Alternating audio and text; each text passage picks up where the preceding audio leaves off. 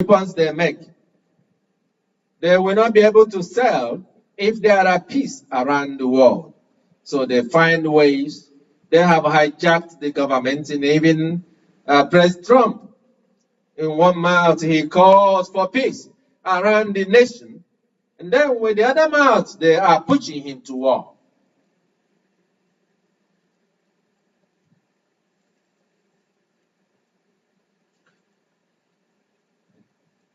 How do you reconcile as a matter of principle and as a person that is seeking to be recognized, to receive a peace prize, though he had made a lot of effort and still making a lot of effort, but they hear about him trying to make peace somewhere else? How do you reconcile that to say, as a matter of philosophy, this is who he is? Why should we care about a Nobel Prize or something done by somewhere else? If they are to issue that Nobel Prize, then would it not be under a blackmail? Which kind of board will make such an approval? That those that are calling and trying to yell and scream should stop doing so and stop mounting pressure, for God's blessings and God's promise to Trump is greater than that will be awarded by man. That's not his concern or focus. His commission and his command is to focus on America. And this here, for those that like to call for war, those that have tried to hijack, they want to hijack the Trump administration and bring the establishment back to power using the forces of the oligarchs and the wealthy. And in all they are doing, did they forget what happened after the first Trump administration? Did they forget why he did not continue 8 years straight? What happened to everything that President Trump did in the first administration? Which one of them is left under Biden administration? Then at the end of this last 4 years, who is going to sustain what he had established? All these great and wonderful things that he is doing. Even though in the eyes of more than of the other half, he's doing nothing. Why will somebody see what is good for them and for the country and say it is wicked and it is evil? What kind of mouth says such a thing? And who is in the person making such statement? You shall discern in the spirit to find among the things that are done, some he does to please these on the right, some he is done to please those on the left, some he is doing to please those that are coming in the front, and some is done by those behind him. But if there is only one God, and that God is true, and that God is in all, will that ought not be that which is good for all people? Should he do the things to please the bad and the wicked in order to appease them? And who are they that they shall be appeased? Except that they themselves have called themselves God and act like God.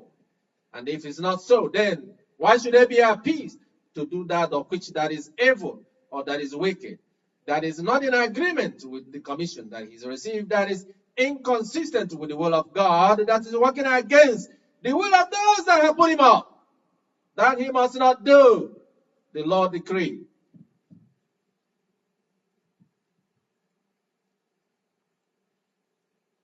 In the moment of prayers, as you pray to the Lord, pray for your leaders, those that are to be concerned about the good of the people, and not those that are used by corrupt means, by the wicked and evil ways, through briberies and corruptions, through secret courts, the impact of secret courts, oh Africa, the impact of secret courts in Nigeria, the demonic forces of darkness. Surprisingly, in the southeast, the sacred land of God, the wickedness of their leaders in the conspiracy for the sake of power. Which power? Have they forgotten their history and who they are? Pray for those in those places. Pray to God to come, to redeem and free your people, to free your leaders who are being blackmailed because of their unrighteousness, because of what they had done, because of certain things they don't want to make open, that they don't want to come open. They now conform to work for satanic forces and strongholds. They become an agent of Satan in order to muster power to overcome, in order to belong. In order to get a contract, you must be initiated into some court, some society in Nigeria, in this country, in all the nations of the earth. They all have all these secret court. They meet in the middle of the night and they make their plan and they plot in order to keep things going their way, even though their way is that of the evil, even though they are agents of the Satan. I pray for President Trump. Tell the American people exactly why you want to invade Venezuela. Is that the only option? President Trump, you are a president of peace. Don't let those that hate this country drag you down again. They did it before. You must continue in the directions to make sure, so that those that will succeed shall be one that is going to continue the legacy and things you have established, so that what happened in the first administration will not happen again. It is a choice. If you don't, then go ahead and see how it will work out and you will still be alive. Don't be afraid of them trying to kill you. How many times have they tried? They failed, right? Did you protect yourself? Or were you protected by the Secret Service? You must stay focused. If not, the Lord will strip from your hand those that supported you and elected you, just as he did to Saul. And his regime was over. And not only that his regime was over, but nothing was left of his descendants to come.